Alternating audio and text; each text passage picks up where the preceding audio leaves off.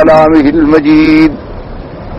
أعوذ بالله من الشيطان الرجيم. بسم الله الرحمن الرحيم. يا أيها الذين آمنوا أنفقوا من طيبات ما كسبتم ومما أخرجنا لكم من الأرض ألا تيمموا الخبيث منه تنفقون ولستم بآخذيه إلا أن تغمزوا فيه واعلموا أن الله غني حميد. الشيطان يعدكم الفقر ويأمركم بالفحشاء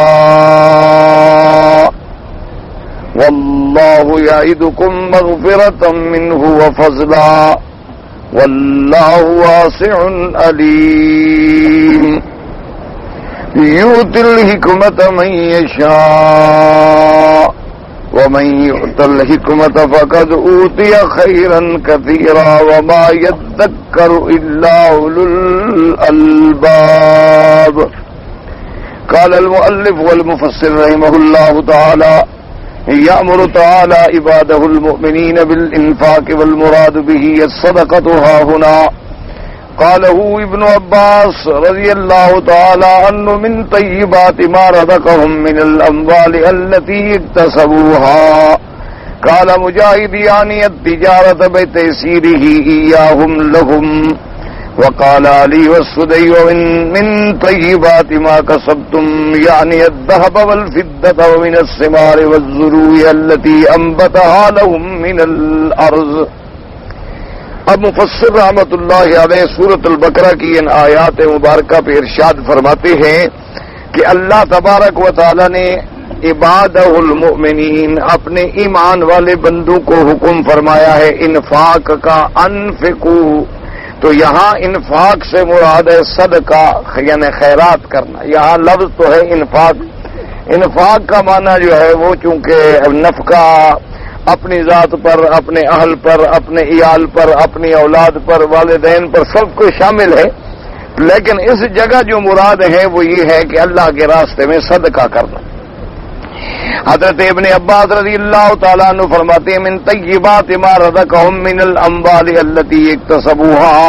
اللہ کا حکم ہے کہ میرے راستے میں خیرات کرو، لیکن ان پاکیزہ مالوں میں سے جو میں نے تمہیں دیے اور تم نے حاصل کیے ہیں، پاکیزہ حلال طیب چیزیں.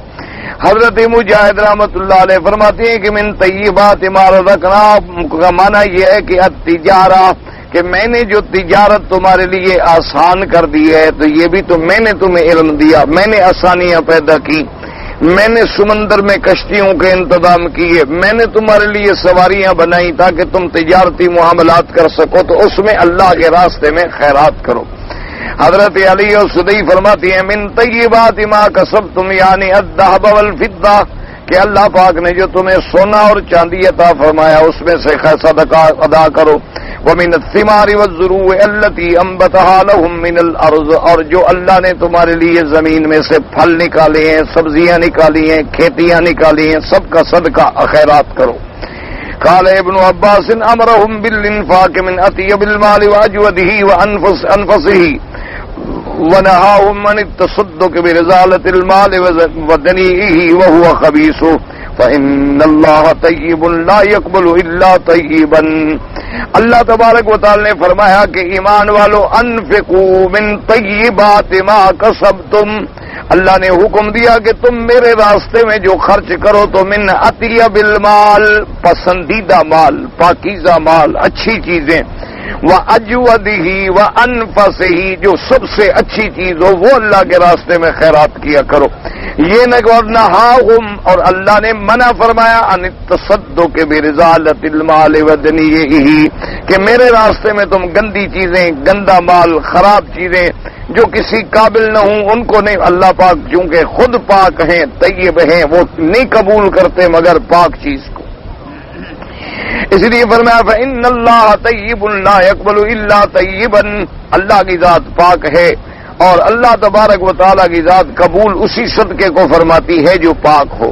تو تو اب شرط یہ ہے کہ حلال بھی ہو اور پاکیزہ پسندیدہ بھی ہو، یعنی جتنی چیز محبوب ہوگی اتنی اللہ کے راستے میں خرچ کرنے سے ثواب اور اجر زیادہ ہوگا۔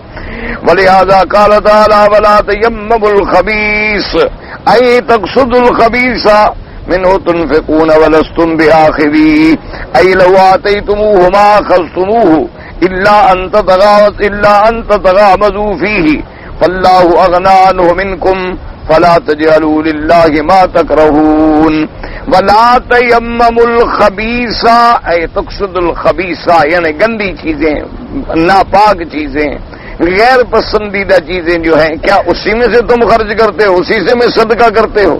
حالانکہ اگر کوئی ایسی خراب چیز تمہیں بھی دے تو تم قبول نہیں کرو گے۔ ہاں یہ علیحدہ بات ہے کہ چشم پوشی کرو، ورنہ ہر آدمی اپنے جب چیز لیتا ہے تو دیکھ بھال کے لیتا ہے۔ تو اپنے لیے تو تم اچھی پسند کرتے ہو اور خدا کے لیے تم گندی چیزیں پسند کرتے ہو۔ اور دوسرا فرمایا وَقِيلَ مَعْنَاهُ وَلَا تَيَمَّمُوا الْخَبِيثَ مِنْهُ تُنْفِقُونَ أَيْ لَا تَعْدِلُوا عَنِ الْمَالِ الْحَلَالِ وَتَقْصِدُوا إِلَى الْحَرَامِ وَتَجْعَلُوا نَفْقَتَكُم مِّنْهُ۔ اللہ نے فرمایا یہ بھی نہ کرو کہ تم حلال مال کو چھوڑ کے حرام مال سے اللہ کے راستے میں خرچہ کرو۔ اللہ کے راستے میں صدقہ اور خیرات جو ہے وہ خالص حلال مال سے کرو، نہ کہ نعوذ باللہ تم حلال مال تو ایک طرف رکھ دو اور حرام سے اللہ کے راستے میں خیراتیں کرتے پھرو۔ جیسے آج کل ایک بہت بڑی مصیبت ہے، مشکل ہے، جیسے ہمارے ملک میں ایک نظام بنا تھا نا جی زکوٰۃ نکالنے کا، تو اس میں بھی یہ بہت بڑی مشکل ہے۔ اللہ پاک رحمت فرمائے اور اللہ پاک جو لوگ صاحب اقتدار ہیں ان کو ہدایت دے کہ وہ صحیح راستے اختیار کریں۔ تو وہ طریقہ کار یہ رکھا گیا ہے کہ بینک میں جو رقم آپ جمع کراتے ہیں سیونگ اکاؤنٹ میں، یعنی جس میں آپ کا پیسہ سال 2 سال 3 سال کے لیے جمع ہوتا ہے، اس میں سود ملتا ہے۔ کرنٹ اکاؤنٹ جو ہوتے ہیں ان پہ سود نہیں ہوتا، وہ تو پیسہ آپ کا بینک میں ہوگا، جتنا آپ نے دیا اتنی آپ کو ملے گا بس۔ اچھا، اس کا بینک کو فائدہ یہ ہوتا ہے کہ مثلا آپ نے 2 لاکھ روپیہ کرنٹ اکاؤنٹ میں رکھا ہے تو ضروری تو نہیں کہ 2 لاکھ آپ شام کو لے آئیں گے، آپ کبھی 10,000 لیں گے، کبھی 5 لیں گے، کبھی 15 لیں گے، لیکن وہ تو آپ کے 2 لاکھ سے فائدہ اٹھاتا رہتا ہے۔ بہرحال اس میں سود نہیں ہوتا، اور سیونگ اکاؤنٹ جو ہوتے ہیں ان میں سود ہوتا ہے۔ اب ہمارے یہاں قانون یہ بنا ہے کہ زکوٰۃ جو کاٹی جاتی ہے جون کے مہینے میں یا پتہ نہیں جولا کے مہینے میں، تو وہ کاٹی جاتی ہے سیونگ اکاؤنٹ سے، یعنی وہ کرنٹ اکاؤنٹ سے نہیں کاٹی جاتی۔ اچھا، اس میں 2 نقصان ہوتے ہیں۔ ایک تو یہ ہے کہ مثلا ہم نے 1 لاکھ روپے سیونگ اکاؤنٹ میں رکھے ہیں، تو اب 1 لاکھ کی زکوٰۃ 2.5% کے حساب سے کتنی بنے گی؟ 2,500 کے قریب تقریباً۔ اچھا، اب 2,500 تنخواہ جو زکوٰۃ بنے گی، سود بنے گا 7,000۔ 7% بھی اگر وہ سود دیں تو 7% جو ہے سود سے 7,000 مثلا بن گیا۔ 2,500 زکوٰۃ کا کاٹ لیا، 5,000 4,500 الٹا آپ کا پڑا ہوا ہے، تو زکوٰۃ تو سود سے کاٹی جا رہی ہے، آپ کا اصل مال تو محفوظ پڑا ہوا ہے۔ تو حلال محفوظ ہو گیا، خیرات حرام سے شروع ہو گئی۔ ایک تو اس کے اندر یہ بڑی مصیبت ہے، اللہ پاک معاف کرے۔ دوسری مصیبت یہ ہے کہ زکوٰۃ کے لیے یہ ضروری ہے کہ سال پورا اس مال پہ گزر جائے، جس کو عربی میں کہتے ہیں حولان حول۔ جب تک پورا حولان حول نہ ہو، سال نہ گزرے، تو زکوٰۃ شرعاً ہمارے ذمہ نہیں ہوتی۔ کیوں؟ اللہ کی حکمتیں ہیں کہ پتہ نہیں بندے کو سال میں کوئی مشکل پیش آ جائے، کوئی مصیبت پیش آ جائے، کوئی بیماری پیش آ جائے، کوئی حادثہ پیش آ جائے، اس بیچارے کے پیسہ وہاں لگ جائے، بس نہیں بچا تو پھر زکوٰۃ بھی نہیں ہے۔ اگر پیسہ ہمارا ذاتی گھریلو بچے خرچے مرچے نکالنے کے بعد خالص نفع بچ گیا، 10,000 5,000 5 لاکھ جو بھی، اس پہ 1 سال کا عرصہ بھی گزر گیا، یا ہم نے تجارت میں مال ڈالا ہوا ہے، تو جب سال پورا ہو جائے، سال کی گردش جب پوری ہو جائے، تو اب ہم زکوٰۃ دیں گے۔ اچھا، ہمارے یہاں جو قانون ہے وہ یہ ہے کہ جی مثلا جون میں انہوں نے زکوٰۃ کاٹنی ہے، تو اگر پیسے آپ نے مثال کے طور پر مارچ میں، اپریل میں، مئی میں بھیجے ہیں اس اکاؤنٹ میں، وہ سال کی زکوٰۃ کاٹ لیں گے، ابھی ان پر سال گزرا ہی نہیں، تو زکوٰۃ ان نے کاٹ لی، چونکہ وہ تو جون آئے گا زکوٰۃ کاٹ لیں گے۔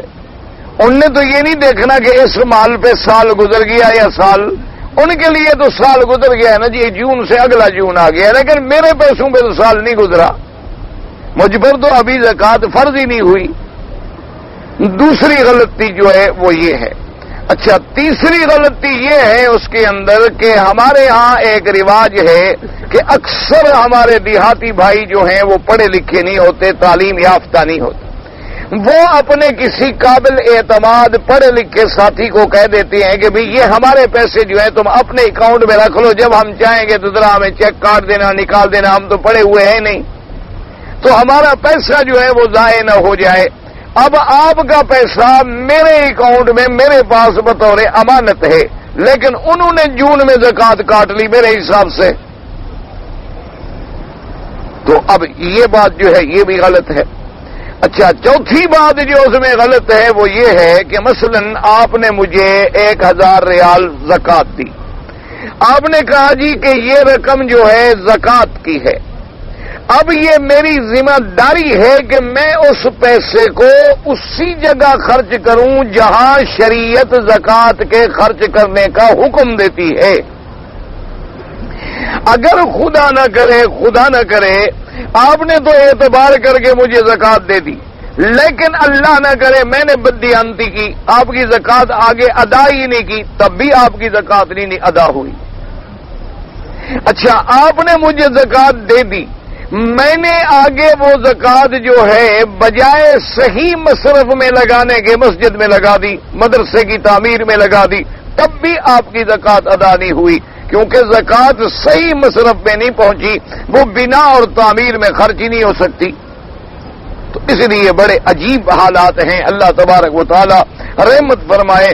تو اس لیے مفسرین نے فرمایا کہ وَلَا تَيَمَّمُوا الْخَبِيثَ مِنْهُ تُنْفِقُونَ وَلَسْتُمْ بِآخِذِيهِ، اللہ کے راستے میں تم ایسا خیرات نہ کیا کرو کہ حلال کو ایک طرف رکھ دو اور حرام میں سے خیرات کرتے رہو، کہ تم اپنا 10 لاکھ روپے جو ہے بینک میں ڈال لو اور سود جو آئے گا آپ کو 7.5% یا 8%، اس میں سے 2.5% زکوٰۃ دیتے رہو اور باقی سود جمع رکھتے رہو اور اصل تمہارا محفوظ پڑا ہے، یہ حرام ہے۔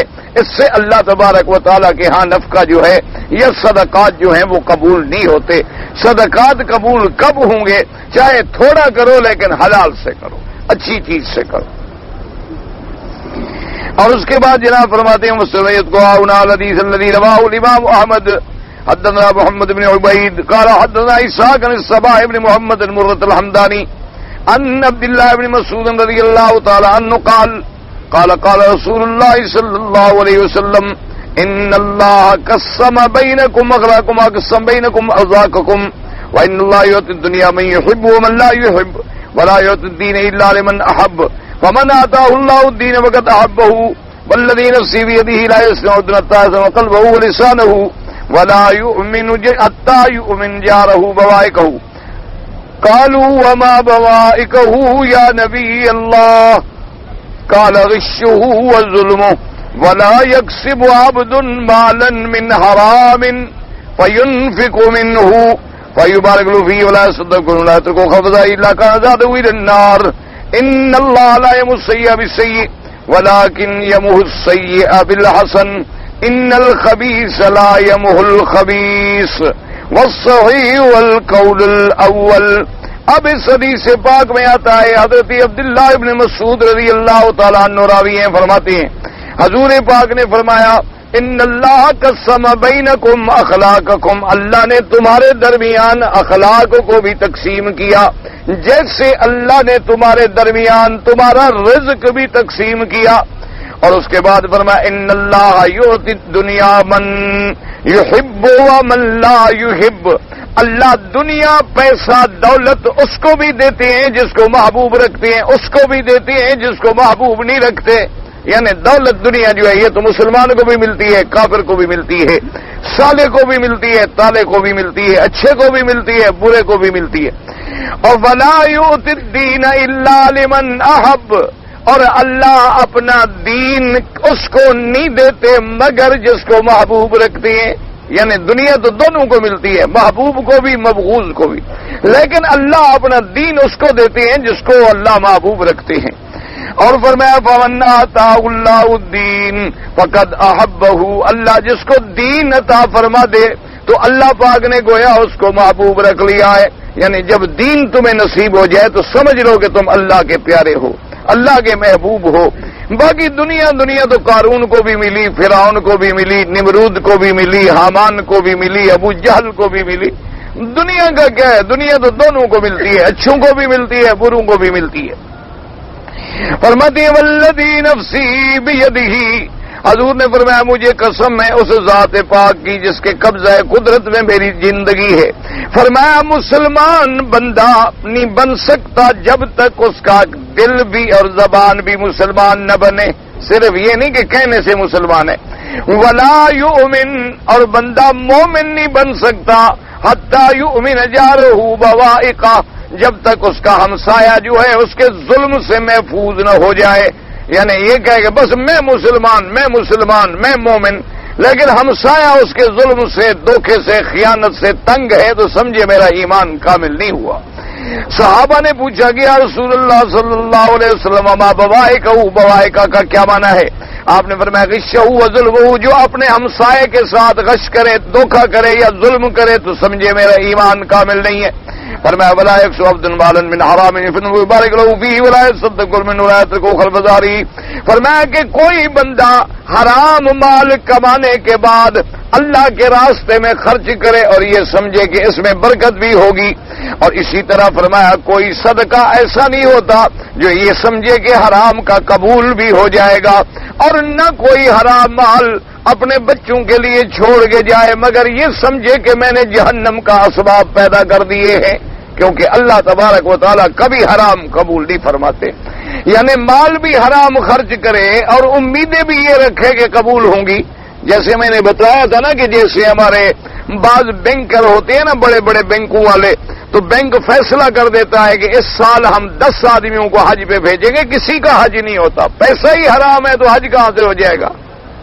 جب بینک والوں کا پیسہ ہی سود کا ہے، پیسہ ہی ربا کا ہے، وہ اپنے اصل پیسے سے تھوڑا تمہیں بیچتے ہیں. وہ تو صاف ظاہر ہے کہ جو ان کے پاس سود کی کمائی ہے اس میں اپنے، یعنی اب نعوذ باللہ حج اور عمرہ بھی رشوت بن گیا کہ لوگ اپنے ماتحت ملازمین کو حج پہ بھیجے، دیکھو جی ہم نے آپ کو حج کرا دیا، آپ کو عمرہ کرا دیا، سبحان اللہ. لیکن یہ کسی نے پوچھا کہ پیسہ حلال کا تھا حرام کا تھا؟ اپنا پیسہ تو سوال پیدا نہیں ہوتا نا کہ جی اس میں سے وہ ڈھیلا بھی خرچ کریں. سب مال جو ہے وہ خالص سود کا ہوتا ہے، اور حرام کے پیسے سے صحیح حدیث پاک میں ہے کہ جب آدمی آتا ہے اور کہتے ہیں لبیک اللہم لبیک لبیک لا شریک لک لبیک، تو اللہ پاک حکم دیتے ہیں فرشتوں کو کہ میرے بندے کو کہہ دو کہ تیرا کھانا بھی حرام، تیرا لباس بھی حرام، تیرا خرچہ بھی حرام، حج کا مردود علیک، تیرا حج تیرے منہ پہ ہم نے مار دیا ہے، کوئی قبول نہیں. صرف یہ تھوڑا ہے کہ مکے مدینے میں آگے پھرتے رہو اور آگے احرام باندھ لو تو قبول ہو گیا. ایسے تو پھر ابو جہل ساری زندگی مکے میں رہا ہے، وہ تو سب سے زیادہ ثواب کما لیتا. اتبا اتبا شیبہ ربیہ یہ جتنے بڑے بڑے کافر تھے، بڑے بڑے ستون تھے کفر کے، ساری زندگی ان کی مکے میں گزری، کعبے میں گزری، طواف کرتے تھے، احرام باندھتے تھے، باقاعدہ لبیک پڑھتے تھے، مینا جاتے، مزدلفہ جاتے، سارے کام کرتے، لیکن جہنم کے سردار بن گئے.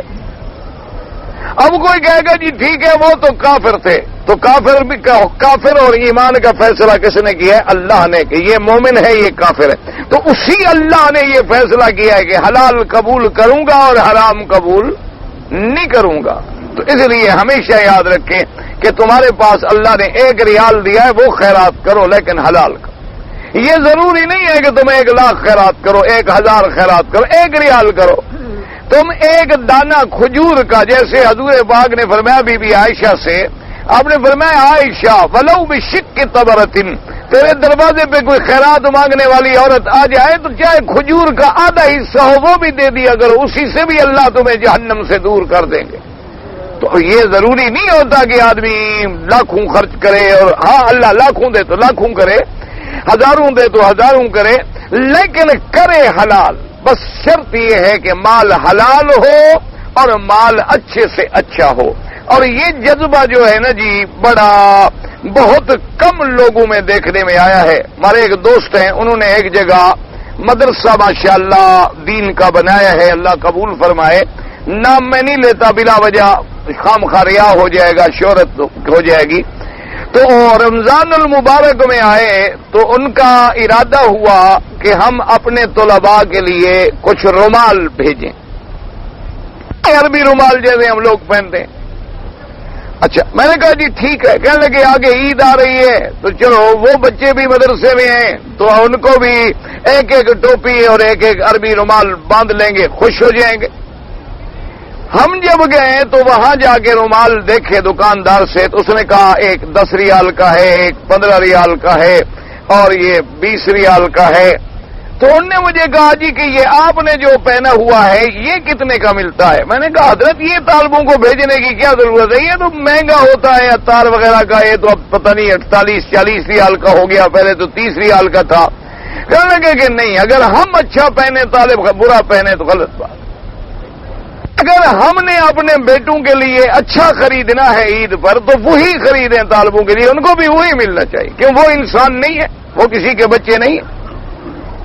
تو یہ ایک جذبہ ہوتا ہے. اور بھائی ان بچوں کو ہٹا دو, یہ لڑکے جو شور کریں, یہ جو جذبہ ہے نا جی, یہ ہے جذبہ قابل قدر کہ آدمی جو اپنے لیے پسند کرے وہ اللہ کے دین کے لیے بھی پسند کرے, اللہ کے راستے میں پسند کرے.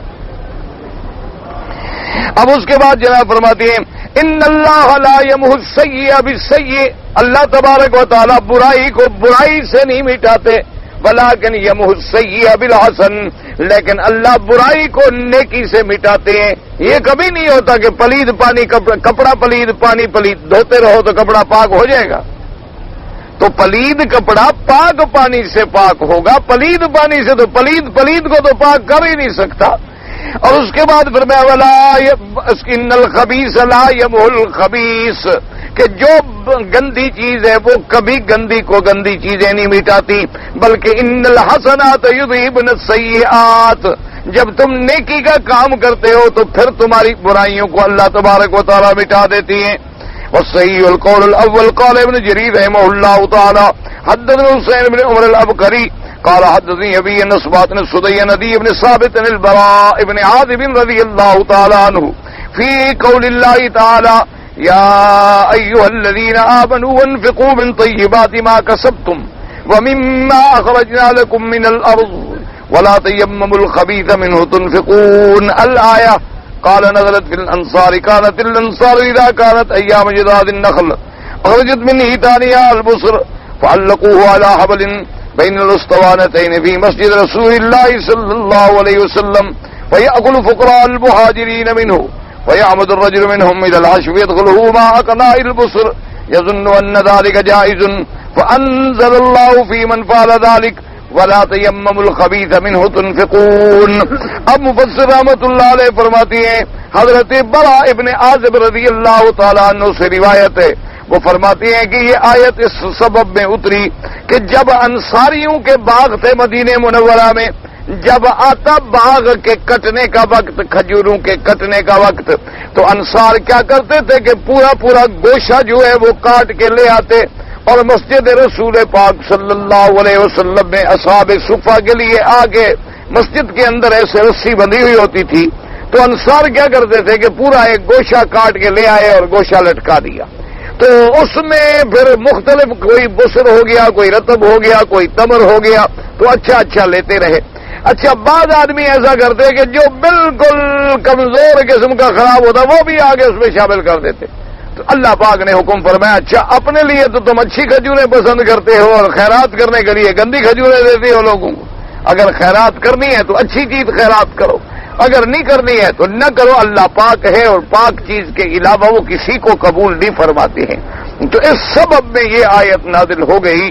تو بہرحال مقصد یہ ہے کہ آدمی جو اللہ کے راستے میں خرچ کرے خالص حلال ہو اور پسندیدہ ہو اور اچھے سے اچھی چیز ہو, اس کا سب سے زیادہ اللہ اس کو ثواب عطا فرماتے ہیں. پہلے دور میں یہ جذبہ تھا نا جی, میرے آقا نے سرکار مدینہ صلی اللہ علیہ وسلم نے جب مہاجرین آ گئے مدینہ منورہ میں، حضور پاک نے انصاریوں کو بلا لیا اور مہاجرین کو بلا لیا، فرمایا بھی بات سنو، یہ تمہارے بھائی ہیں جو اپنے گھر بار وطن سب چھوڑ کے اللہ کے راستے میں آ گئے، اور تم یہاں اہل والے ہو، گھر والے ہو، باغوں والے ہو۔ اب میں یہ کرتا ہوں کہ ایک مہاجر ایک انصاری ہم ان کو بھائی بناتے۔ خدا کی شان دیکھو، یعنی مدینہ منورہ میں جانے کے بعد جو سب سے پہلا قدم اٹھایا میرے مدنی پاک نے، آخا بین المہاجرین والانصار، کہ مہاجرین اور انصار کو بھائی بنا دیا۔ اچھا اگر حضور دعا مانگ لیتے، ویسے دعا فرماتے تھے اللہ میاں مہاجروں کو بھی دولت عطا فرماتے، کوئی دیر تھی؟ یعنی حضور کی دعا منظور ہونے میں کتنی دیر لگتی؟ لیکن آپ نے یہ سبق دیا کہ جب تک مہاجر و انصار بھائی نہیں بنیں گے دنیا امن سے نہیں رہ سکتی۔ یہ سبق دیا حضور پاک نے 1400 سال پہلے۔ ہم جس دن تم کہو گے کہ ہم یہ ہیں اور ہم وہ ہیں، جب تمہارے اندر یہ قبائلیت اور قومیت اور عصبیت پیدا ہو جائے گی، اسی دن تباہی کے دروازے کھل جائیں۔ ورنہ ایک آدمی نے کلمہ پڑھا ہے لا الہ الا اللہ محمد الرسول اللہ، وہ مہاجر ہے، وہ انصار ہے، وہ قریشی ہے، وہ سید ہے، وہ ہاشمی ہے، وہ عربی ہے، وہ عجمی ہے، وہ گورا ہے، وہ کالا ہے، سب اللہ کی نظر میں برابر ہیں۔ اللہ کی نظر میں اس کی شان زیادہ ہے جو زیادہ متقی اور پرہیزگار ہے۔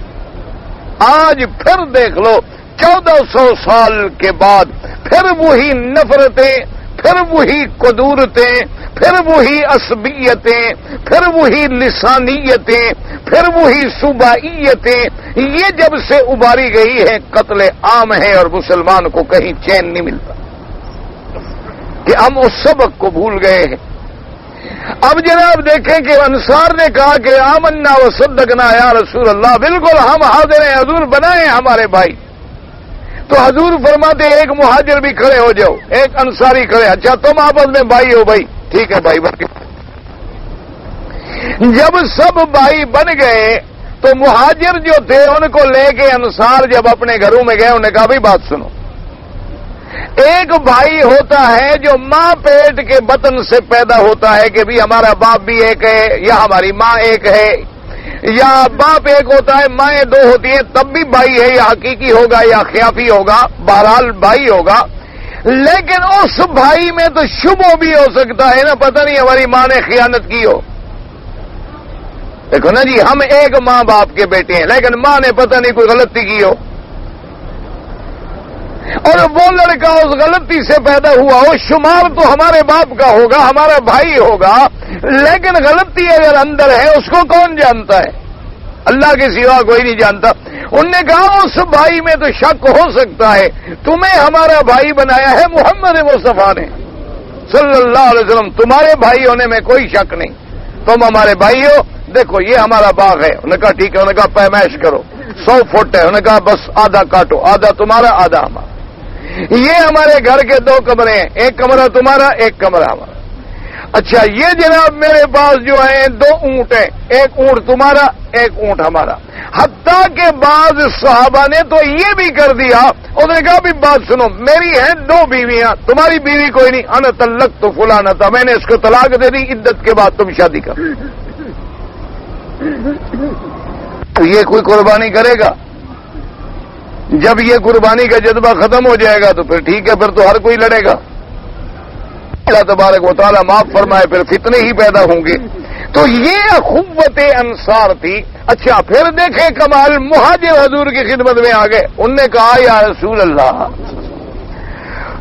انہوں نے کہا حضور انصار نے تو اتنی بڑی قربانی کر دی ہے کہ جس کی دنیا میں کوئی مثال نہیں ملتی، وہ تو ہمارا ثواب بھی لے کے جنت میں چلے جائیں گے، ہم نہیں لیتے ان کا حصہ۔ اب مہاجرین کا جذبہ بھی تو دیکھو، وہ ہمارے مہاجر تو نہیں تھے، نہ ہمارے انصار تھے۔ انہوں نے کہا حضور یہ ہمارا ثواب تو سارا لے گئے کہ ہمیں گھر دے دیا، جگہ دے دی، باغ دے دیے، پیسے دے دیے۔ اچھا اس کے بعد کہتے ہیں باغوں میں کام ہم کریں گے لیکن کمائی تمہاری، تو ہمارا ثواب تو حضور سارا لے جائیں گے، ہم کہاں جائیں گے؟ حضور نے فرمایا نہیں تمہارا ثواب نہیں لے جائیں گے، تم ان کے لیے دعا کرتے رہو، تم ان کے لیے اللہ تبارک و تعالیٰ سے برکتیں مانگتے رہو، وہ اتنی قربانی کر رہی ہیں تو اللہ تمہاری دعاؤں سے ان کو بھی بدلہ عطا فرمائیں گے اور تمہاری نیکی میں بھی کوئی کمی نہیں آئے گی۔ تو اس لیے شرط یہ ہے کہ خرچ کرو لیکن تھوڑا کرو، لیکن اللہ کے راستے میں خالص حلال سے کرو، اس کی جو برکت ہوتی ہے نا جی، اس کا کوئی دنیا میں مقابلہ نہیں کر سکتا۔ یاد رکھیں جب تک والدین اپنے بچوں کو حلال کھلاتے تھے، مائیں وضو کر کے دودھ پلاتی تھی، مدرسے میں خالص حلال کی روٹی پکتی تھی، تو مدرسوں میں امام بخاری پیدا ہوا، امام ترمذی پیدا ہوا، امام مسلم پیدا ہوا، امام ابو حنیفہ پیدا ہوا، امام شافعی، امام مالک، امام احمد بن حنبل، شیخ الاسلام ابن تیمیہ، ابن القیم رحمہم اللہ، یہ مشاہیر پیدا ہوئے۔ جس دن سے ہمارے ہاں حرام آ گیا، اب اللہ رحمت کرے ایک مولوی بھی پیدا نہیں ہوتا۔ اب ہمارے مدرسوں میں 100 طالب فارغ ہوتا ہے سال میں، 100 طالب، 200 طالب، 400 طالب، 500 طالب۔ یقین کرو حدیث پڑھانے کے قابل ان 1000 میں سے 4 بھی نہیں ہوتے۔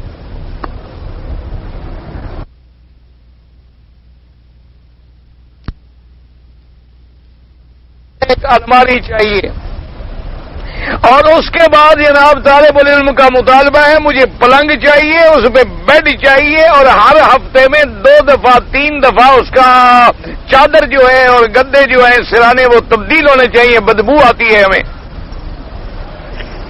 اب طالب یوں ہیں، اور پہلے دور میں طالب العلم ہوتے تھے ماشاءاللہ، سرانہ پتہ ہے کیا ہوتا تھا؟ اینٹ سرانے پہ رکھ لی، چادر اپنی رکھ لی، سو گئے۔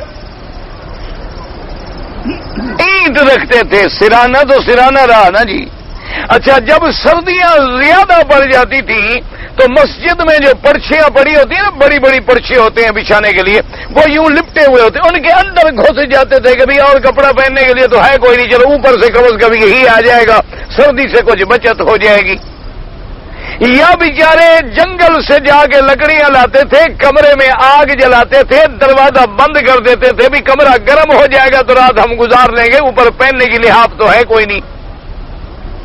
آپ اندازہ فرمائیں، میرے اپنے استاد حضرت شیخ گبانی رحمت اللہ علیہ، اللہ ان کی قبر پہ کروڑوں کروڑوں رحمتیں نازل فرمائے، ایک دفعہ انہوں نے مجھے حکم دیا، فرمایا کہ بھائی ہمارا جلسہ ہے مدرسے کا اور تم نے تقریر کرنی ہے اور تم نے ضرور پہنچنا ہے۔ میں نے کہا جی حاضر، آپ کا حکم ہے؟ کہا نہیں آپ بڑے آدمی ہیں، بڑے۔ میں نے کہا حضرت آپ تو میرے شیخ ہیں، بڑے کیا چھوٹے کا کیا ہے، آپ کا حکم ہے، بس ٹھیک ہے ہم پہنچیں گے انشاءاللہ، چاہے میں کہیں بھی ہوں۔ اچھا خدا کی قدرت ہے، استاد کے کہنے میں ہر بات میں حکمت ہوتی ہے، وہ اللہ کی شان ہے کہ میرے دماغ میں بھی وہ بات نکل گئی کہ حضرت کے جلسے کی تاریخ کب ہے۔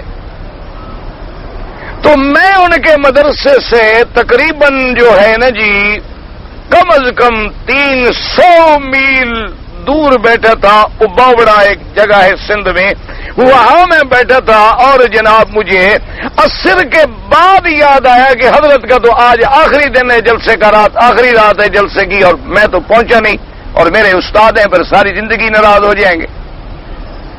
یہ اس دور کی بات ہے، اتنی بسیں وسیں نہیں ہوتی تھی، میں بڑا گھبرایا کہ اب کیا کروں، استاد ناراض ہو جائیں گے، اور میں 300 میل دور بیٹھا ہوں، اب میں کیا کروں، سواری بھی میرے پاس نہیں۔ میں نے خیر جناب وہاں سے دوستوں سے پوچھا کہ بھئی اباوڑا تھانہ جو ہے، پولیس اسٹیشن جو ہے وہ کہاں ہے؟ انہوں نے کہا جی وہ تو یہاں سے قریب ہے۔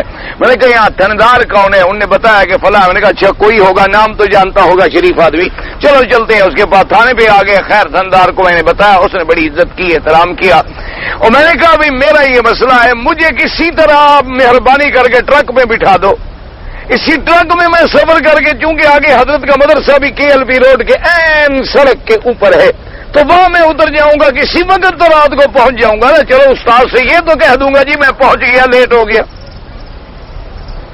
انہوں نے کہا کہ جی بالکل حاضر، کوئی مسئلہ ہی نہیں ہے، میں خود وردی پہن کے کھڑا ہوتا ہوں روڈ پہ۔ اور میں ابھی آپ کو چڑھاتا ہوں. وہ آگیا بیچارہ روڈ پہ کھڑا ہوا, ٹرک روکا, اس کے کاغذات سارے لے کر اپنے پاس رکھ لیے, اس کو رسید دی. میں نے کہا یہ کیا کرے؟ اچھا. انہوں نے کہا یہ آپ کو 2 میل کے بعد اتار کے پھینک دے تو پھر کیا کریں گے آپ؟ اس کے کاغذ رکھے ہوئے ہیں, یہ آپ کا خط لائے گا تو کاغذ لے جائے گا, ورنہ اس سڑک سے تو میں اس کو نہیں گزرنے دیتا دوبارہ. میں نے کہا بھی یہ تم اپنے راز جانتے ہو, تم جانے تمہارا کام جانے. خیر جی, بہرحال اللہ نے مہربانی کی, رات کو تقریباً 11 بجے کے قریب جلسہ شروع تھا اور میں جلسے میں پہنچ گیا الحمدللہ. اور 12:30 بجے میں نے تقریر کی, 1:30 بجے تک جا کے جلسہ ختم ہوا. تو حضرت الحمدللہ استاد خوش ہو گئے, دعا ہو گئی. فرمانے لگے کہ بھائی مولوی مکی تم نے گھر میں سونا ہے اور کوئی جگہ نہیں. میں نے کہا ٹھیک ہے جی, حاضر حکم. نہ لگے جی کھانا. میں نے کہا تقریر کے بعد میں کھا نہیں سکتا, تھک جاتا ہوں. تو بہرحال مجھے گھر لے گئے. کہنے لگے فقیرہ, وہ سرائکی بولتے تھے, فقیرہ ایک کوئی بستر ہے, میں مسجد وہنا تو سنپو, یعنی ایک ہی بستر ہے, اس پہ میں مسجد میں رات گزار لوں گا, تم میرے بستر پہ سو جاؤ. میں نے کہا حضرت مجھے بھی تو رات گزارنی مسجد میں آتی ہے, خیر مہر ہے کوئی ایسی بات؟ کہنے لگے نہیں آپ تھک گئے, آپ تقریر کر کے آئے, بس آپ جو ہے یہاں سو جائیں. حضرت کا بستر جناب کیا تھا, ایک گندی پڑی ہوئی تھی اور ایک پرانا سا لحاف, ایک پرانا سا سرانہ. یہ اس شیخ کا بستر تھا. یعنی میرے خیال میں اب آپ کے پورے ملک میں ان کے برابر کا ایک عالم بھی نہیں ہے, ایک عالم بھی نہیں ہے آپ کے پورے ملک میں, کراچی سے پشاور تک. اتنے بڑے عالم تھے. حضرت کشمیری رحمت اللہ علیہ کے خصوصی شاگرد اور حضرت حسین علی رحمت اللہ علیہ کے خلیفہ. اور والد صاحب ہمیشہ کہتے تھے بستتن فی العلم والجسم, کے جس نے چلتا پھرتا علم کا مکان دیکھنا ہو, کوٹھا دیکھنا ہو, یہ دیکھ لو یہ جا رہا ہے. اتنے بڑے عالم اور یہ جناب حضرت کا بستر ہے. اب ہم جناب خراب لوگ, ہمیں کہا اس پہ نیند آنی تھی رات کو, ہم نالائق آدمی تھے. بہرحال وہ حضرت کے حکم سے میں 5 منٹ 10 منٹ تو ڈر کے مارے سو گیا. اس کے بعد میں نے باہر جا کے نوکر کو بلایا, آگ جلائی, آگ پہ آ کے بیٹھ گئے آرام سے. 1 گھنٹے کے بعد حضرت بھی آ گئے. ماشاء اللہ حضرت آپ تہجد کے لیے اٹھے ہوئے ہیں, میں تو آپ کو جگانے آیا. میں کیا بتاؤں حضرت کہاں تہجد پڑھنی ہے, مجھے تو نیند ہی نہیں آئی, میں بیٹھا ہوا ہوں. تہجد میں نے کہاں پڑھنی ہے حضرت, یہ آپ کا حسن ظن ہے, پتہ نہیں میں فرض بھی پڑھتا ہوں کہ نہیں پڑھتا. کہ ماشاء اللہ مجھے خیال تھا کہ نیند آ جائے, تھکا ہوا ہے تو تہجد کے لیے اٹھا دوں. پانی میں گرم کر کے لایا ہوں لوٹے میں, حضرت ٹھنڈا ہے تو آپ کو تکلیف نہیں ہوگی. یہ لوگ کہاں سے پھر پیدا ہوں گے؟ اللہ تبارک و تعالیٰ ان کی قبروں پہ کروڑوں رحمتیں فرمائے. آج یہ ان کی روٹی بچی ہوئی جو ہم لوگوں نے کھائی ہے نا, اسی کا برکت ہے کہ ہم بھی مولوی بنے ہوئے ہیں, ورنہ سوال ہی پیدا نہیں ہوتا. مولوی بننا تو بڑا مشکل ہے, بہت مشکل ہے, بہت مشکل. یہ ان لوگوں کی دعائیں ہیں کہ بھئی خون لگا کے ہم نے بھی نام شہیدوں میں لکھوایا ہوا ہے. بس فرماتے ہیں کہ جناب یہ آیت نازل ہو گئی کہ بھی ایسا نہ کرو. ثم رواه ابن جرير وابن ماجه وابن مرتضى والحاكم في مستدرك من طريق سدي ندي بن ثابت البراء بن نحوه وقال الحاكم صحيح على شرط البخاري ومسلم ولم يخرجاه. وقال ابن بيات مدنا ابو سعيد الاشج قال حدثنا عبيد الله النسائي الصدي النبي مالك عن البراء رضي الله تعالى عنه ولا تيمموا الخبيثة وتنفقون ولستم بآخذه الا ان تقبضوا فيه قال نزلت فينا. حضرت براء ابن عازب فرماتی ہے کہ یہ آیت ہمارے بارے میں نازل ہوئی. کننا اصحاب نخل, ہم کھجوروں والے لوگ تھے, کھجوروں کے باغ تھے. وکان الرجل یاتی من نخل بقدر قصدی وکلتی یاترجم القلب وکلکو بالمسجد وكان اهل الصفه يزمطون وكان هذا اذا جاء فضربوا بالساو سكت وسوى التمر وياكل وكان اناس ممن لا يرغبون في الخير ياتي بالكنب الحشف والشيس فياتي بالكنب قد انكسر فيعلقه فنزلت. فرماتے ہیں کہ چونکہ اہل صفہ جو تھے حضور کی مسجد میں رہنے والے 100 کے قریب صحابہ تھے جو مسجد میں رہتے تھے, جن کا مکان بھی کوئی نہیں تھا, ٹھکانہ بھی کوئی نہیں تھا, جگہ بھی کوئی نہیں تھی, کھانا بھی کوئی نہیں تھا. اور حضور شام کو جب عشاء کی نماز پڑھ لیتے تو فرماتے ہے کوئی مدینے میں جو محمد کے مہمانوں کو گھر لے جائے, کوئی ہے جو ان کو روٹی کھلا دے؟ تو صحابہ کہتے ہیں کوئی 1 لے جاتا, کوئی 2 لے جاتا, کوئی 1 لے جاتا, اور کوئی پھر بھی بچ جاتے, بیچارے بیٹھے رہتے, کسی کو کوئی نہ لے جاتا. تو حضرت براء ابن عازب فرماتی ہیں کہ ہم باغ والے لوگ تھے، ہم گوشے لے کے آ کے لٹکا دیتے تھے، جس کا جی چاہتا تھا وہ بسر لے لیتا تھا، جس کا جی چاہتا رطب لے لیتا، جس کا جی چاہتا تمر لے لیتا، لیکن جو آدمی خیرات کرنا نہیں چاہتے تھے، جو گوشہ جلا ہوا سڑا ہوا خراب ہوتا تھا، جہاں یہ گوشہ ٹوٹا انہوں نے آ کے وہ لٹکا دیا، پتہ نہیں لگا نا وہی پہلے والا اچھے والا باقی رہ گیا ہے یا خراب لٹکا دیا گیا ہے۔ تو اللہ نے حکم دیا کہ ایسا مت کرو، کیا تم ایسی گندی چیزیں اپنے لیے قبول نہیں کرتے ہو لیکن اللہ کے راستے میں یہی خیرات کرتے ہو؟ وَلَا تَيَمَّمُوا الْخَبِيثَ مِنْهُ تُنْفِقُونَ وَلَسْتُمْ بِآخِذِيهِ إِلَّا أَن تُغْمِضُوا فِيهِ قَالَ لَوْ أَنَّ أَحَدَكُمْ أَهْدَىٰ لَهُ مِثْلَ مَا تَبَاغَضُ إِلَّا عَلَىٰ إِغْمَاضٍ وَحَيَاءٍ فَكُنَّا بَعْدَ ذَلِكَ يُجِيرُ مِنْ رَجُلٌ مِنَّا بِالصَّالِحِ مَا عِندَهُ۔ اب اللہ نے فرمایا کہ اگر یہ گندی کھجوریں، یہ جلی سڑی کھجوریں حشف جو ہیں، یہ اگر کوئی تم کو دے دے تو تم قبول نہیں کرو گے۔ ہاں یہ علیحدہ بات ہے کہ شرم کر کے رکھ لو، ورنہ دل سے تو تم بھی قبول نہیں کرو گے۔ تو کیا تم اللہ کو یہی مال خیرات کرنا چاہتے ہو؟ صحابہ فرماتی ہیں کہ جب یہ آیت نازل ہوئی اس کے بعد پھر ہم نے فیصلہ کر لیا کہ ہمارے پاس جو سب سے اچھی کھجور ہوتی تھی، سب سے اچھی چیز ہو، وہ اللہ کے راستے میں ہم لے آتے تھے، تاکہ اللہ کے راستے میں سب سے بہتر چیز جو ہے وہ خیرات کی جائے۔ جیسے دوسرے مقام پہ فرمایا لن تنالوا البر حتى تنفقوا مما تحبون، اللہ نے فرمایا ہرگز تم بھلائی کے اس مقام کو نہیں چھو سکتے ہو جب تک اللہ کے راستے میں اپنی محبوب چیزوں کو خرچ نہ کرو، پسندیدہ چیزوں کو خرچ نہ کرو۔ اسی لیے بعض علماء اور بعض مشائخ کو ہم نے اپنے استادوں کو بھی دیکھا ہے، بعض کو، کہ وہ جو عید پہ قربانی کرتی ہوتی نا، قربانی ہوتی ہے نا عید الضحیٰ اضحیہ، تو وہ کیا کرتے کہ ایک دمبا یا ایک بکرا لے لیتے، سارا سال اس کو روٹی بچ گئی کھلاتے، کوئی دانے بچ گئے کھلاتے، پالتے رہتے، ماشاءاللہ مہندیاں لگاتے اس کو، اور سارا سال اس سے پیار کرتے، اس کو تیار کرتے، عید پہ اسی کو آگے ذبح کرتے کہ اللہ کے راستے میں محبوب جانور جو ہے ذبح کیا جائے اللہ تبارک و تعالیٰ کے راستے میں اپنی پسندیدہ۔ اسی لیے روایات میں آتا ہے کہ حضور پاک نے بھی جب اپنے حج کے مبارک موقع پر، یا بعد روایات میں ایک دوسرا موقع ہے اس پر، آپ نے بھی قربانی کے جانور ذبح کرنا چاہے تو ایک تھی ابو جہل بدبخت کی اونٹنی تھی، وہ بڑا سردار تھا نا جی، تو اس کی اونٹنی بے انتہا قیمتی تھی اور اس کے جو نتھ تھی وہ بھی سونے کی تھی اور سونے کے ہار اس نے ڈالے ہوئے تھے اس کے گلے میں، تو حضور وہی اونٹنی لے آئے ذبح کے لیے۔ تو بعض لوگوں نے جو اس کی جماعت کے تھے انہوں نے کہا حضور ہم ایک اونٹنی کے بجائے 10 اونٹنیاں دیتی ہیں، یہ ہمیں دے دیں، یہ ذبح نہ کریں۔ آپ نے فرمایا نہیں، یہی ذبح ہوگی، اللہ کے راستے میں محبوب چیز ذبح ہونی چاہیے، جو پسندیدہ چیز ہو سب سے زیادہ اسی کو اللہ کے راستے میں ذبح کرو۔ یہ نہیں ہے کہ جو گری پڑی اور خراب چیزیں ہوں وہ اللہ کے راستے میں خرچ کی جائے، نہ اللہ کے راستے میں اپنی محبوب تھوڑا خیرات کرو لیکن اچھی چیز خیرات کرو۔ وَقَدْ رَوَاهُ التِّرْمِذِيُّ عَنْ عبد الله بن عبد الرحمن الدارمي عن عبد الله بن موسى البصري السائل واسماعيل بن عبد الرحمن عن نبي مالك الغفاري واسمه غزوان البراء فذكر نحوه ثم قال وهذا حديث حسن غريب، کہ اس روایت جو ہے یہ یعنی بعض طرق سے تو حسن ہے اور ایک سند ایسی ہے جس میں یہ غرابت پہ پہنچی ہے۔ واللہ عالم۔ کہتے ہیں جی کہ میں ایک بیکری میں کام کرتا ہوں اور میں اگر بیکری کے کام میں کھانے وغیرہ کی چیزیں ہوتی ہیں یعنی یہاں ایک کیک ویک بسکٹ اور ڈبل روٹیاں بنتی ہیں، بیکری اسی کو کہتے ہیں، تو وہ میں کھا لیا کروں، ٹھیک ہے ماشاءاللہ، پھر تو مالک کو اچھا نفع ہو جائے گا انشاءاللہ۔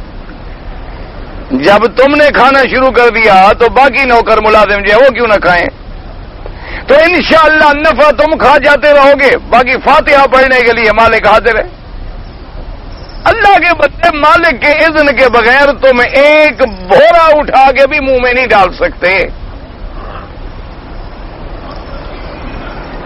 ایک بسکٹ اٹھا کے بھی نہیں ڈال سکتے، وہ مالک کا ہے۔ اگر کوئی چیز کھانی ہے مالک سے اجازت لو، اس سے پوچھو کہ بھئی ہم سارا دن کام کرتے ہیں، ہمیں روٹی کھانے کے لیے موقع نہیں ملتا، ٹائم نہیں ملتا، ہمیں آپ مہربانی کر کے اجازت دیں کہ ہم کیا کیا چیز لے سکتے ہیں۔ جتنی چیز کی مالک اجازت دے صرف اتنی لے سکتے ہو. حضرت حاجی صاحب رحمت اللہ علیہ نے لکھا ہے واقعہ کہ ایک دفعہ ایک مکان ہوتے تھے پرانے دور میں مکہ شریف میں. اب تو ماشاءاللہ بلڈنگوں کی بہاریں ہیں. پہلے دور میں تو کچے مکان ہوتے تھے, کوئی پتھروں کے مکان ہوتے تھے, مٹیوں والے مکان ہوتے تھے. تو اس زمانے میں جب لکھتے تھے نا جی, تو وہ یہ کاغذ وغیرہ تو بنے نہیں تھے, نہ یہ ناشف قلمیں تھی, تو مٹی لے کے ڈال دیتے تھے بھی سیاہی جو ہے ذرا خشک ہو جائے, خشک ہو گئی صاف کر لیا اور کاغذ لپیٹے. تو انہوں نے مٹی اٹھائی اور ڈال لی. تو فرماتی ہیں کہ میں خواب دیکھ رہا ہوں کہ خواب میں مجھے اپنے استاد یا اپنے بزرگ یا اپنے شیخ اللہ عالم مجھے نظر آتے ہیں اور کہتے ہیں کہ اچھا تم نے مالک مکان سے مکان کرائے پر رہنے کے لیے لیا ہے یا اس کی مٹی استعمال کرنے کی بھی تمہیں اجازت ہے؟ تم نے کیوں تصرف کیا ہے مالک کی چیز میں بغیر اس کے اذن کے؟ تم نے کرائے پہ لیا ہے رہنے کے لیے, یہ حکم تھوڑا ہے کہ اس کی مٹی اٹھا کے استعمال کرتے رہو. تو اتنی احتیاط ہوتی تھی. یعنی پہلے تو ہم نے تو ایسے اپنے استاد دیکھے ہیں نا جی کہ ہمیشہ 2 قلم ہوتے تھے, ایک مدرسے کا ایک ذاتی. اگر ذاتی خط لکھنا ہے اپنا قلم نکال کے خط لکھتے تھے, مدرسے کا لکھنا ہے تو مدرسے کی قلم استعمال کرتے تھے. کہتے کہ بھائی یہ مدرسے کی چیز ہے, میں ذاتی کام میں کیوں لگاؤں. اچھا, اس کے بعد بھی یہ دیکھا کہ مرنے کے بعد انہوں نے وصیت کی کہ اتنا حساب کر کے میری تنخواہ جو ہے واپس مدرسے میں داخل کی جائے.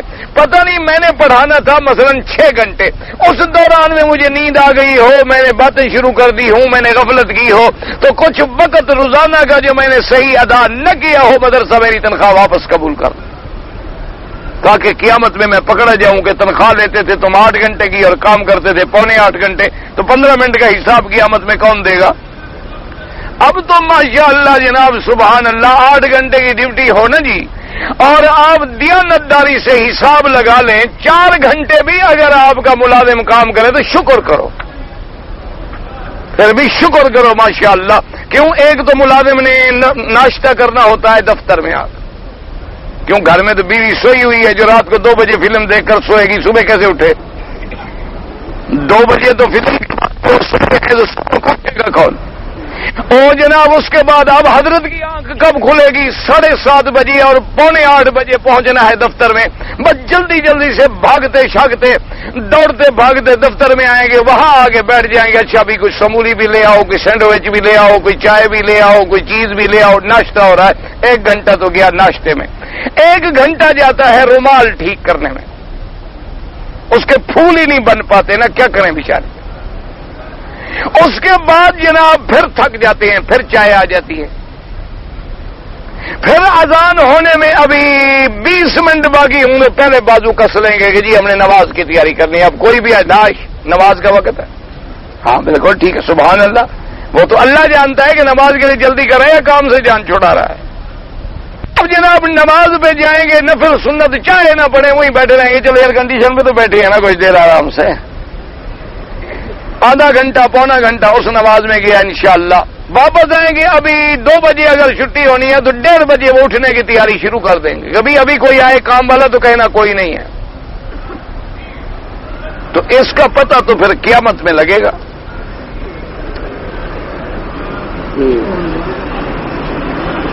پاکستان میں ایک بینک نے نظام رائج کیا ہے جو مکمل اسلامی ہوگا. کیا وہاں پیسہ لگانا درست ہے؟ اگر مکمل اسلامی ہوگا تو بالکل ضرور لگائیں. اللہ نے آپ کو پیسہ دیا ہے تو ایسی اسلامی اسکیموں کو آپ لوگ کامیاب کریں گے تو پھر اسلامی کام بھی چلے گا. لیکن یہ دیکھ لینا بہرحال آپ کے ملک میں سب سے زیادہ بہتر جو ہیں اقتصادی امور کو سمجھنے والے وہ ہیں حضرت محمد تقی عثمانی مدظ اللہ دارالعلوم لانڈی. تو ان سے آپ پہلے خط لکھ کے رجوع کر لیں, وہ اس معاملے میں بہت بڑے ماہر ہیں اقتصادیات کے ماشاءاللہ.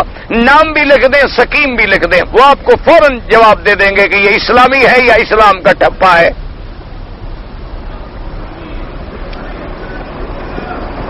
جی کہ ہاتھ اوپر اٹھا کے سلام کرنا جو ہے یہ اگر کوئی دور ہے اشارہ کر کے پھر کہنا زبان سے چاہیے, ورنہ سنت جو ہے وہ یہی السلام علیکم, یہ اشارے کرنے ہاتھ اٹھانے یہ کوئی طریق ثابت نہیں احادیث سے. اگر کوئی آدمی حرم شریف میں لیٹا ہے ناپاک ہو گیا تو باہر نکل جائے, غسل کرے بس. اگر امام کوئی سورت پڑھ رہا ہے تو امام کے پیچھے ہم سورت پڑھیں, نہیں پڑھنی چاہیے, سنتے رہیں. حکم یہی ہے جب قرآن پڑھا جائے تو تم سنو. اگر کسی آدمی سے قسم نکل جائے, قسم نکل کے کہیں بھاگ گئی, کیا مطلب ہے نکل جائے گا؟ مجھے پتہ نہیں, محاورہ سمجھ نہیں آیا کہ قسم نکل جائے. نکل گئی تو پکڑو اس کو.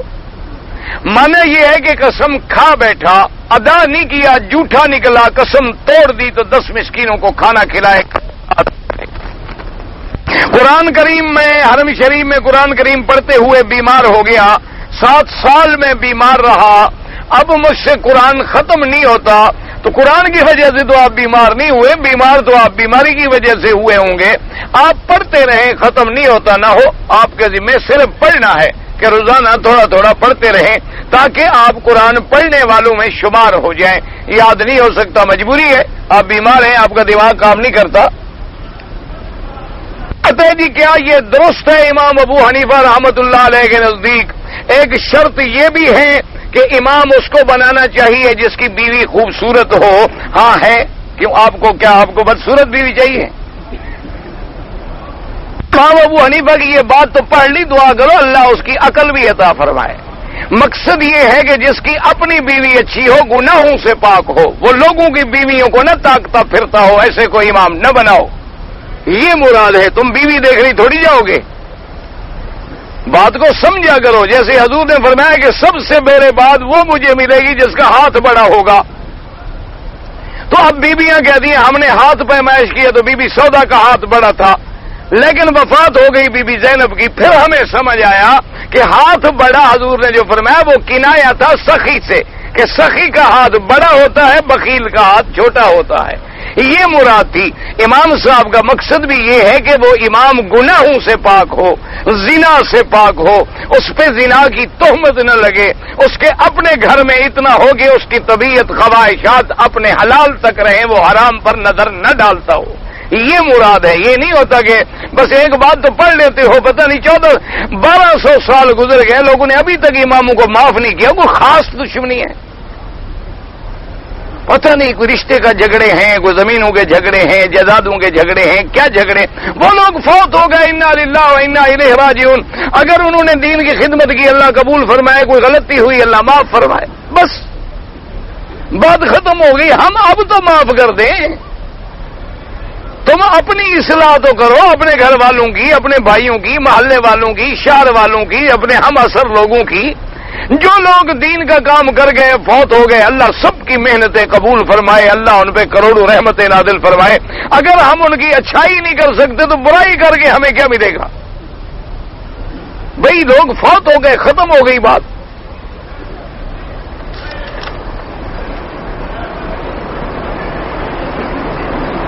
مجھے نہیں سمجھ آیا.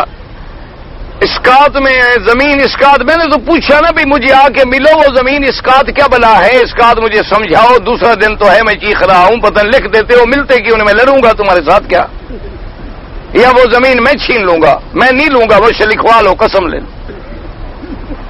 اچھا, اس کے گاؤں, ہمارے گاؤں میں چھوٹی مسجد ہے, رمضان المبارک کے نماز کے لیے امام لاتے ہیں, عید نماز بھی مسجد میں ادا کرتے ہیں. ماشاءاللہ, جو ہے ہی چھوٹی, نماز ہی سارا سال نہیں ہوتی, وہاں عید تو مسجد کے اندر نہیں, عید تو باہر پڑی جاتی ہے. اور پھر جو ہے جا نماز پر کچھ رکھ دیتے ہیں. اگر امام مطالبہ نہ کرے, امام نماز رمضان میں پڑھاتا رہے, جب رمضان ختم ہو گیا لوگوں نے اپنی محبت سے کچھ دے دیا, کوئی حرج نہیں, لیکن نہ طے کرے, نہ مانگے, نہ پہلے سے کوئی بات ہو. کہتے جی غیر محرم عورت سے ٹیلی فون پر بات کرنا جائز ہے, کوئی شریفانہ بات ہو تو جائز ہے, کمینی بات ہو تو حرام ہے. سیدھی سی بات. یہ تو بات پر ہے نا, تم بات پوچھنا چاہتے ہو بھی تمہارا خاوند کہاں ہے, تو ٹھیک ہے, جائز ہے. وہ بھی جواب دے دے کہ جی گھر میں ہے یا فلاں وقت فون کریں. لیکن عورت کے لیے حکم ہے کہ ترش جواب دے, نرم بات نہ کرے, تاکہ کوئی خبیث آدمی یہ نہ سمجھ لے کہ ہاں اب باتوں تک تو آ گئی ہے, پھر ہاتھوں تک بھی آ جائے گی. مسجد میں ہاتھ ملانا جائز ہے نہیں؟ بلا جائز ہے. اپنی ساس کی بہن سے پردہ کرنا چاہیے, بالکل کرنا چاہیے. ساس کی بہن تمہاری کیا لگتی ہے؟ تمہاری تو کچھ نہیں لگتی.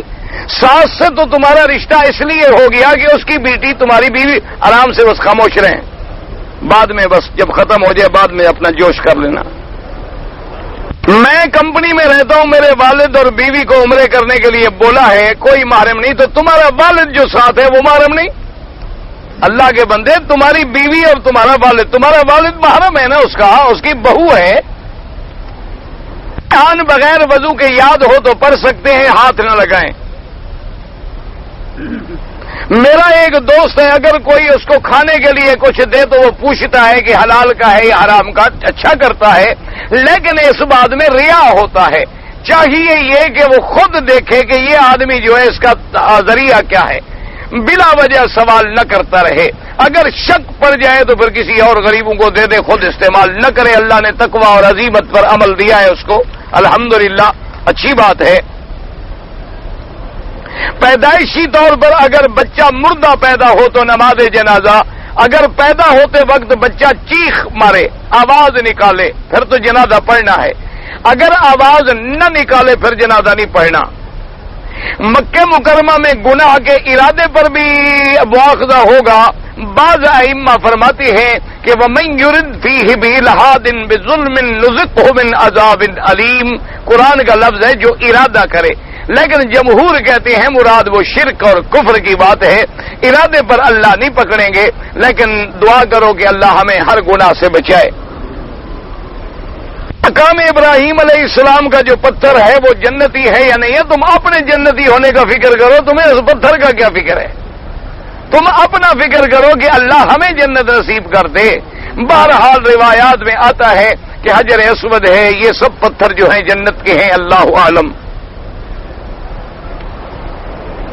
اگر ایک آدمی میاں بیوی لیٹے یا ویسے احتلام ہو گیا، جنابت کی حالت میں اس نے رات گزار دی، غسل نہیں کیا، صبح اٹھ کے غسل کر کے نماز پڑھی، بالکل ٹھیک ہے، جائز ہے، لیکن افضل یہ ہوتا ہے کہ آدمی اسی وقت غسل کر لے، پتہ نہیں رات کو موت آ جائے، پھر موقع ملے نہ ملے۔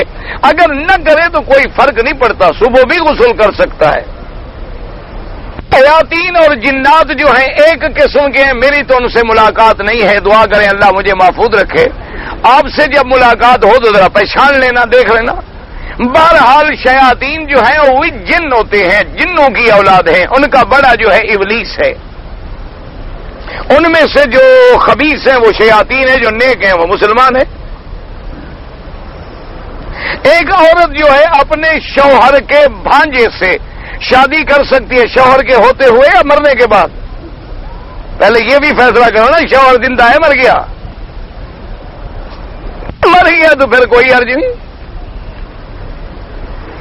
نماز میں آنکھیں بند کریں تاکہ خشوع و خضوع پیدا ہو، یہ ضروری نہیں ہے۔ خشوع اور خضوع دل سے پیدا ہوتا ہے، اس لیے سجدے کی جگہ کو دیکھیں۔ امام شافعی رحمۃ اللہ علیہ کے نزدیک کعبہ سامنے ہو تو کعبے پہ نظر ڈالیں۔ حضور صلی اللہ علیہ وسلم نے حرم کی تعمیر کی ہے، ہاں، جب قریش تعمیر کر رہے تھے تو حضور بھی شریک ہوئے ہیں۔ حرم شریف نے کامل ہوئے ہیں یا نہیں ہوئے ہیں؟ چاروں ارکان پر کامل نہیں ہوئے ہیں، کعبہ اندر ہے، کچھ ٹکڑا حصہ جو ہے وہ باہر ہے حتیم کی طرف۔ جنازے کی نماز میں اللہ اکبر کے لیے ہاتھ اٹھانا چاہیے، احناف نہ اٹھائیں، بعض ائمہ جو ہیں وہ ہر تکبیر پہ ہاتھ اٹھانے کے قائل ہیں۔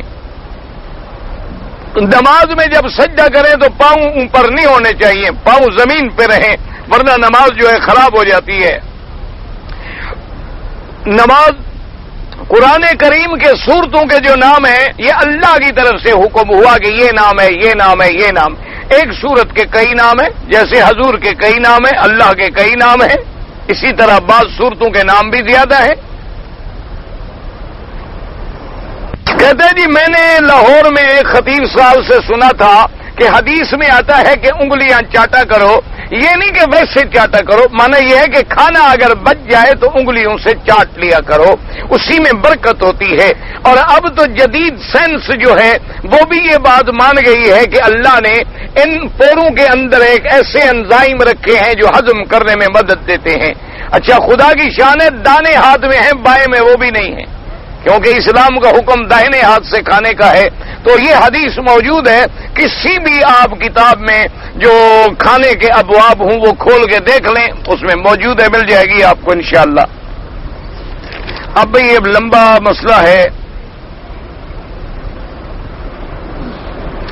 دین میں ابو حنیفہ رحمت اللہ علیہ کے مسلب پہ ہوں. کہتے ہیں دین حنیفہ کا باپ ہے, پتہ نہیں کیا ہے. انا للہ و انا راجعون. حنیف کا معنی ہوتا ہے ہر چیز سے ہٹ کر اللہ کو ماننے والا.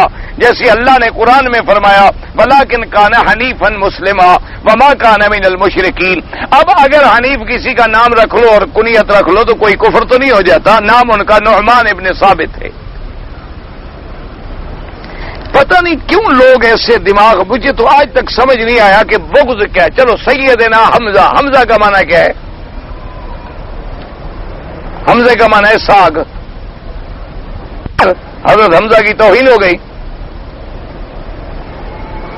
اگر اس طرح شروع کرو گے نا جی تو پھر تو اللہ معاف کرے بات کہاں سے کہاں جا پہنچے گی. ایسی باتیں نہ کیا کرو, یہ جاہل لوگ ہیں. اور یاد رکھو جن کے دلوں میں اماموں کا, محدثین کا, صحابہ کا بغض ہے وہ اپنے خاتمے کی خیر منائیں. جن کے دل میں اللہ کے اولیاء کا بغض ہو اللہ کہتا ہے مجھ سے جنگ کرے. فرماتے ہیں جو میرے اولیاء کی توہین کرے اس نے مجھے جنگ کے لیے للکارا ہے. اور ان سے بڑا ولی میں کسی کو نہیں مانتا جن کی زندگی قرآن و حدیث کی خدمت پہ گزر گئی.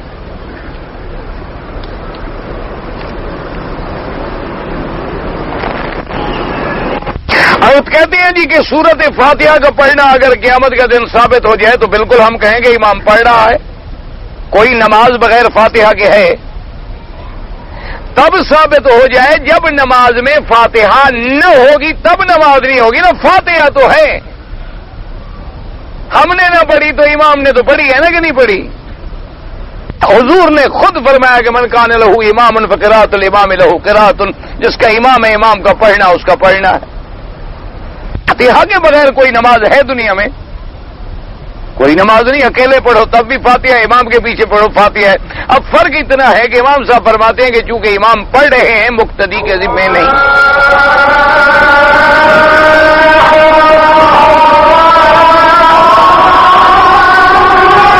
اللہ اکبر, اللہ اکبر, اللہم صلی علی سیدنا محمد وعلی آل سیدنا محمد.